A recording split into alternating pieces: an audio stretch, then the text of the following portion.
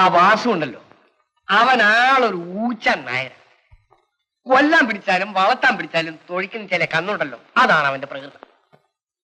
ആ സമയവും സന്ദർഭവും നോക്കി ഞാൻ അവനോടൊന്ന് പറഞ്ഞു നോക്കാം. എന്തായാലും ഉഷ നിനക്ക് പറ്റിയ പെണ്ണ.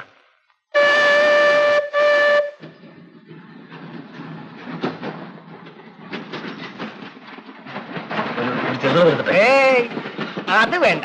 നിന്റെ കല്യാണത്തിന് ദല്ലാള് പറയാൻ പോകാൻ വേണ്ടി ഇനി പട്ടവെട്ട നോക്കിയിരിക്കാതെ ഗ്ലാസം കാലിയാക്കണ. എടാ വാസു ഇതിലൊരു പ്രശ്നമല്ല. ഉഷയ്ക്ക് സമ്മതമല്ലേ, ഗീതയ്ക്ക് സമ്മതമല്ലേ, പിന്നെ എന്ത് നോക്കാനാടാ? അവൻ എന്താ ഇതില് കാര്യം? രാമൻകുട്ടി, നീ ആദ്യം നിന്റെ അമ്മയെ കയ്യിലെടുക്ക. അത് പിന്നെ എന്റെ അമ്മയല്ലേ? അങ്ങോട്ട് ചെല്ല്. അതെന്താ ഉരുപ്പടി? കയ്യോ കാലോ പിടിച്ച് അതിന്റെ സമ്മതം മേടിക്കും. ബാക്കിയൊന്നും ഒരു പ്രശ്നമല്ല.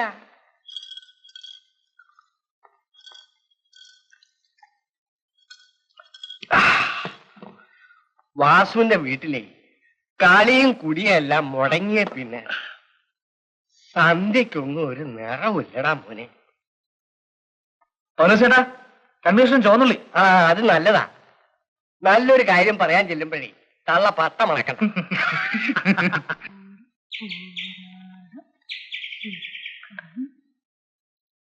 അമ്മേ, ഈന്തപ്പഴം. ആലുവായി ശിവരാത്രി മണപ്പുറത്തൊന്നും വാങ്ങിപ്പിച്ചതാ. എന്താടാ നിന്നെ നാറിനെ? ഉള്ളി, ചോന്നുള്ളി. ജോലിയും കഴിഞ്ഞ് വരുമ്പം 2 കഷ്ണം ചോന്നുള്ളി കഴിച്ചാൽ ക്ഷീണവും മേലുമ്പരവും ഉണ്ടാവില്ല എന്ന് പത്രത്തിലുണ്ടായിരുന്നു.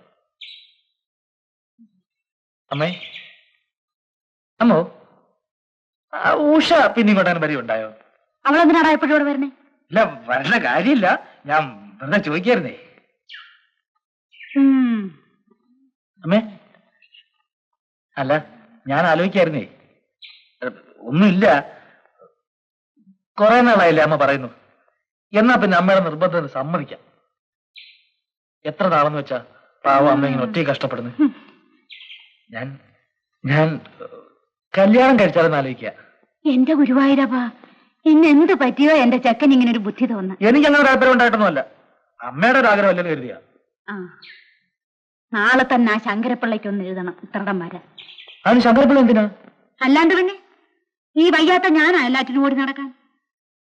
കഴിഞ്ഞ വിഷുവിന് വന്നപ്പം അയാൾ ഒരു കുട്ടിയുടെ കാര്യം പറഞ്ഞു.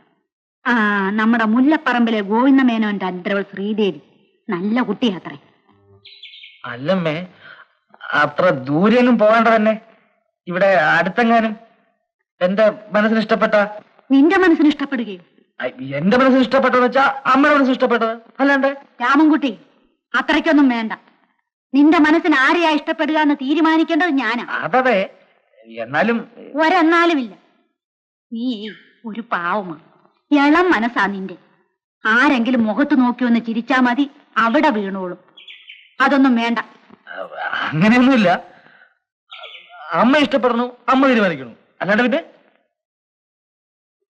അല്ല, ഞാനീ ഡ്യൂട്ടിക്ക് അവിടെ ഇവിടെ പോണതിനിടയില് എന്റെ ഇഷ്ടത്തിന്, അമ്മയുടെ ഇഷ്ടത്തിന് പറ്റണ കുട്ടിയെ എവിടെയെങ്കിലും കണ്ടിട്ടുണ്ടോന്ന് ഒന്നോർത്ത് നോക്കായിരുന്നേ. ഭാരിച്ച കാര്യമൊന്നും നീ അന്വേഷിക്കണ്ട. നീ അടുക്കളയിലോട്ട് ചെന്നേ. അന്വേഷണവും തീരുമാനവും ഒക്കെ ഞാൻ ആയിക്കൊള്ളാം. ചെല്ലാൻ. ഈ അമ്മ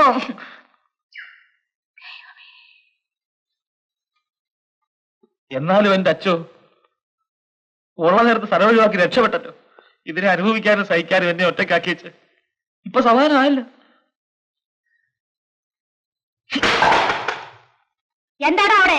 തേങ്ങാക്കൊല. ഒന്നുമില്ല.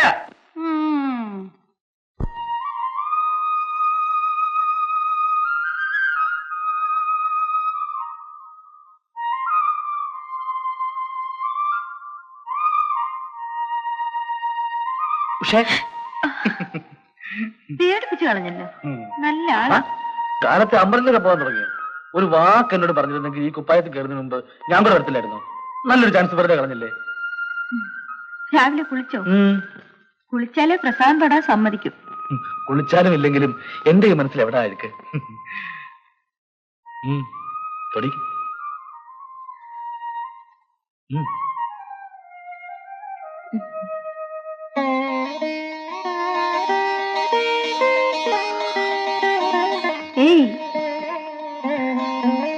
പ്രസാദത്തിന് വല്ലാത്ത കുളിർമ ദേവി തന്നെ നേരിട്ട് വന്ന് തെളിയിച്ച പോലെ.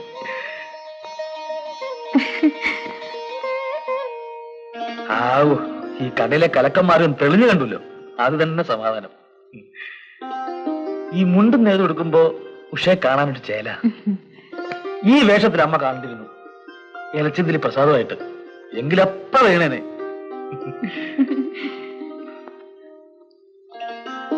വാ.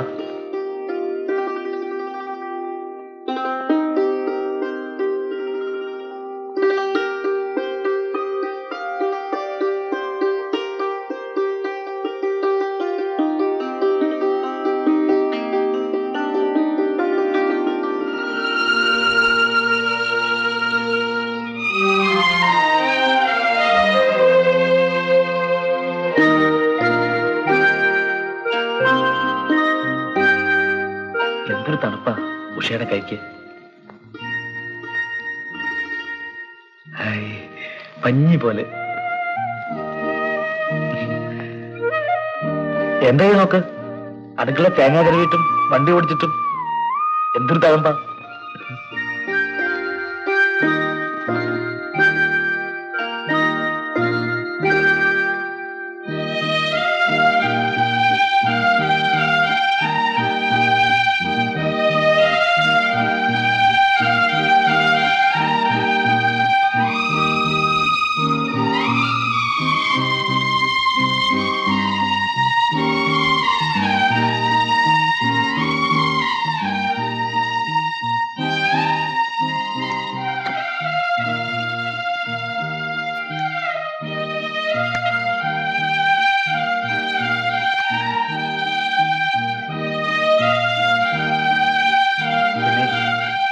അമ്മയോട് ഞാൻ വിവരം പറഞ്ഞു. കുഴപ്പമൊന്നുമില്ല. അല്ലിപ്പോ എന്റെ ഒരു ഇഷ്ടം അങ്ങനെയാന്ന് വെച്ചാ അമ്മ എതിർക്കൊന്നുമില്ല. അല്ലിപ്പോ എതിർത്താൽ തന്നെ എന്താ, നമ്മുടെ മനസ്സുകാരൻ നമ്മളല്ല തീരുമാനിക്കാൻ. പിന്നെന്താന്ന് വെച്ചാ അമ്മയ്ക്ക് ഭയങ്കര മുൻകോപാണേ. അതേ പറയാൻ തന്നെ എനിക്കും. വാശി പിടിച്ചാൽ തന്നെ ഞാൻ മുന്നും പിന്നും നോക്കൂല. അങ്ങനെയൊന്നും ഉണ്ടായിട്ടല്ല, എന്നാലും അമ്മയ്ക്ക് ഞാൻ മാത്രമല്ലേ ഉള്ളൂ. എന്തൊക്കെയായാലും എനിക്ക് ഉഷ കാണാണ്ടിരിക്കാൻ പറ്റില്ല. ഉഷയ്ക്കോ അത് പിന്നെ പറയാനുണ്ടല്ലേ?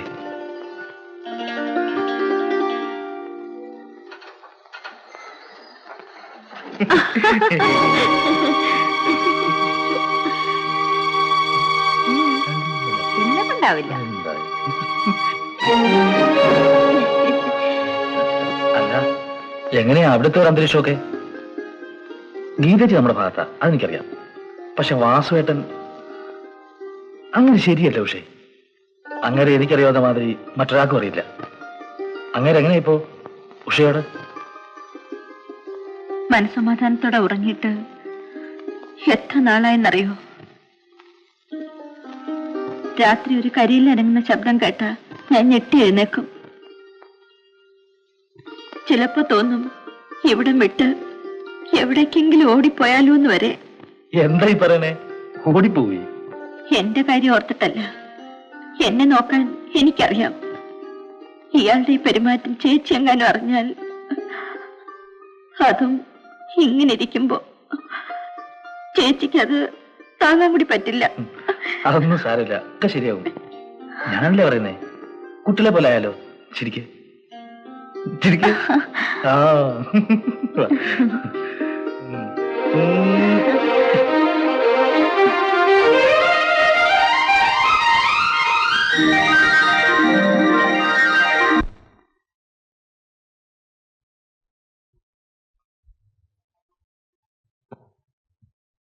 വാസുവേ, നിന്നെ ഒന്ന് കാണാൻ വേണ്ടി ഇരിക്കുകയായിരുന്നു. അല്ല, കാര്യം ഏറെക്കുറെ നിനക്കും അറിയാവുന്നതേ ഉള്ളൂ. രാമൻകുട്ടി കുറച്ച് ദിവസമായി എന്നോടിത് പറയും. ഉഷയുടെ കാര്യത്തിൽ അവനൊരു ആഗ്രഹം. ഉഷയ്ക്കും അത് സമ്മതാകാനേ തരവുള്ളൂ. ഉഷയ്ക്ക് ആലോചിക്കാനും പറയാനും ഗീതയും പിന്നെ നീയുമല്ലേ ഉള്ളൂ. നീ തന്നെ മുൻകൈയെടുത്ത് അത് നടത്തും. രാമൻകുട്ടി നാട്ടിലെങ്കിൽ വേറെ ആണുങ്ങളെ കിട്ടാനിട്ട് ഉഷയുടെ കാര്യം എപ്പോഴും അങ്ങനെയാന്നൊക്കെ ഞാനാണ് ഉള്ള ലോഹ്യം കളഞ്ഞു വിളിക്കാതെ ആശാശന്റെ പാടുന്നു. നല്ലൊരു കാര്യം പറയുമ്പോ ഇടങ്കേടി നിൽക്കുന്ന എന്താണ്? അവർക്ക് തമ്മിൽ ഇഷ്ടമാണെങ്കിൽ പിന്നെ നിനക്കെന്താ? അനിയത്തിയല്ലേ, വേറെ ആരും ഇല്ലാത്തതല്ലേ എന്ന് കരുതി വീട്ടിൽ നിർത്തി പോറ്റുമ്പോ അവർക്ക് ഇഷ്ടം കൂടെ ആ നാറി മാത്രമേ കിട്ടിയുള്ളൂ. എന്നിട്ട് എന്റെ കുറ്റം കുറവും അവന്റെ അടുത്ത് നിന്ന് വിസ്തരിക്കുന്നു. എന്റെ സ്വഭാവം അവർക്കൊക്കെ അറിയാഞ്ഞിട്ടാ. ഉഷേ, ഗീതയുടെ അനിയത്തിയ, എതിർക്കാനും നടത്തിക്കില്ല എന്ന് പറയാനും നീ ആരാടാ? ആശാനൊന്നും പറയണ്ട, എനിക്ക് ഇഷ്ടമല്ല. തുടക്കത്തിലെ ഞാൻ എതിർത്തതാ, ഇനി എതിർക്കാൻ തന്നെയാ ഭാവം.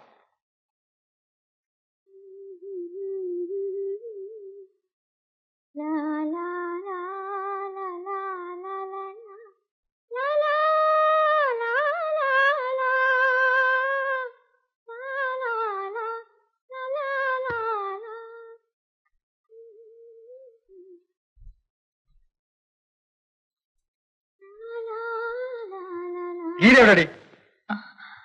ഡോക്ടറെ കാണാൻ പോയതാ. ഉഷേ, ഒരു കാര്യം പറഞ്ഞേക്കാം.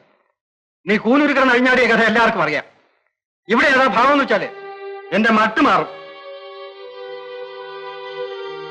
എനിക്ക് ഇവിടെ മാനമര്യാദയായിട്ട് കഴിയണം. ഇവിടെ താമസിച്ച് എന്റെ ചോര കൊണ്ടുകൊണ്ട് കണ്ടവന്റെ കൂടെ കൂത്താടാൻ പറ്റില്ല എന്ന് മനസ്സിലാവുന്നുണ്ടോ? ആ തന്തയുടെ അല്ലേ എനം പലരെ പഠിപ്പിച്ച കാശ് കൊണ്ട് മക്കളെ വളർത്തിയ ആ പാരമ്പര്യമല്ലേ കാണിക്കൂ. അനാവശ്യം പറയരുത്. നിന്റെ ചാട്ടു വളക്കൊന്നും എന്റെ അടുത്ത് വേണ്ട, പറഞ്ഞേക്കാം. മേലാളി പഠിക്ക് പുറത്തിറങ്ങുന്ന കണ്ടിട്ടുണ്ടെങ്കിൽ